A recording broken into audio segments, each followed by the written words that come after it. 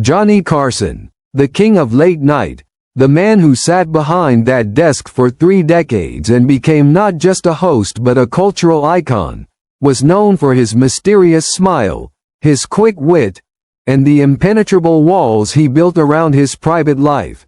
But every now and then, on certain nights when the stage lights dimmed just a little and the laughter of the audience felt warmer than usual, Johnny let the truth slip. Not in headlines, not in interviews, but in fleeting moments caught between the scripted and the spontaneous, and through those cracks, those rare moments of vulnerability, we can now piece together the shocking truth about the guests Johnny Carson loved most. The ones who didn't just make television magic but touched the secret heart of a man who lived his life surrounded by millions yet remained achingly alone. And while countless stars sat on that famous couch, only 9 stood out to Johnny in ways that shaped his career and his soul. 9 names he cherished, 9 encounters he never forgot, and when we reveal number 2, you will understand why even the king of late night was sometimes brought to his knees by laughter and love. At number 9 was Lucille Ball, the queen of comedy herself, a trailblazer whose every appearance electrified the stage. Johnny adored Lucy not just because of her fame, but because she reminded him of television's raw beginnings, when laughter wasn't calculated, when mistakes became moments of brilliance, and behind the scenes, Lucy treated Johnny like a peer rather than a protégé, a respect that meant everything to a man who grew up idolizing her. At number 8, Richard Pryor, the raw, fearless comedian who broke every rule and laid his pain bare on stage. Johnny respected him deeply, not just for the laughs but for the courage to turn demons into punchlines. And Carson privately admitted to producers that Pryor made him confront truths he normally buried under charm. And when Richard sat across from him, Johnny wasn't just a host, he was a student of survival. At number 7, Dean Martin, the effortless crooner with a whiskey in hand, a wink in his eye, and a grin that melted the cameras. Johnny loved Dean because he made the show feel like a late-night hangout among old friends, and Martin's relaxed presence was one of the rare things that calmed Carson's nerves, allowing him to lean back and just enjoy the ride. And though Dean often came unprepared, Johnny loved him for it, because it meant everything that happened was real. At number 6, Robin Williams, a man who turned chaos into comedy, whose mind spun faster than the cameras could capture.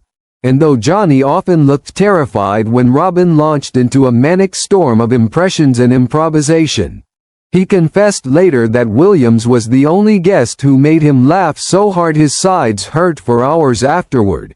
And the truth was, Johnny envied Robin's fearless abandon, because Carson himself lived behind careful control. While Robin broke free every time he spoke. At number 5 was Bob Hope, and while many assumed their relationship was purely professional, Johnny secretly revered Hope as a symbol of comedy's golden era. Having Hope on the show was like inviting history into the room, and though Johnny admitted Hope could overshadow him with his sheer presence, he loved it anyway, because he believed audiences deserved to see the man who inspired generations, himself included. Number 4 was Bette Midler, who brought sass, wit, and raw emotion every time she sat on Carson's couch. Her final appearance on his last night was one of the most moving moments in television history, when she serenaded him with "One for My Baby," reducing Johnny, and millions watching, to tears.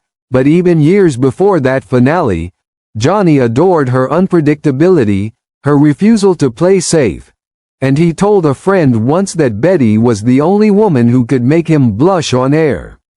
At number 3, Frank Sinatra, whose appearances were rare but seismic. Johnny admired Frank not just as a performer but as an emblem of an era. And though they had moments of tension, Carson feared Sinatra's power as much as he respected it.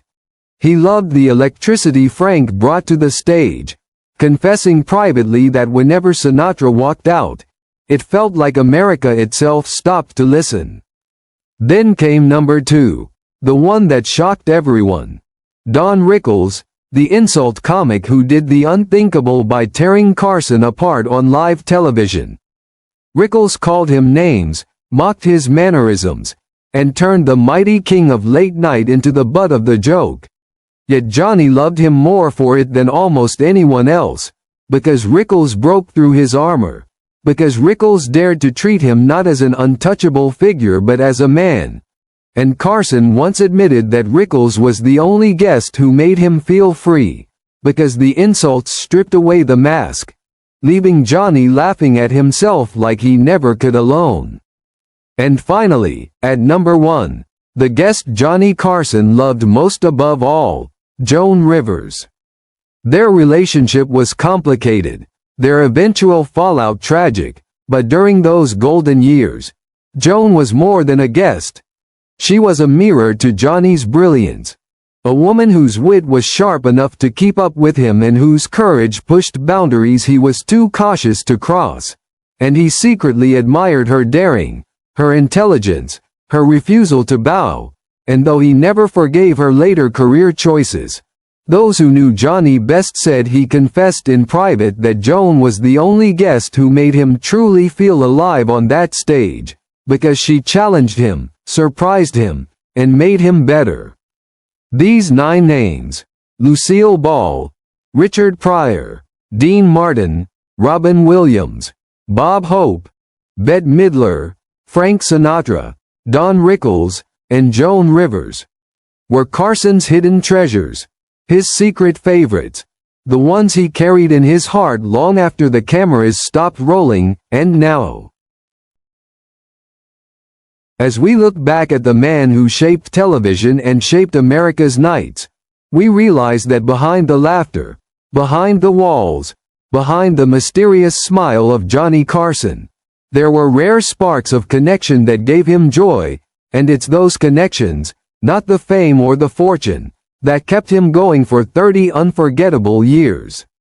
And if this glimpse into Johnny Carson's private truth shocked you, remember, Hollywood hides more than it shows, and here at Hollywood Vault 8 AM, we are just getting started. So like, share, and subscribe, because the vault is deep, and the stories buried inside will change the way you see your favorite legends forever.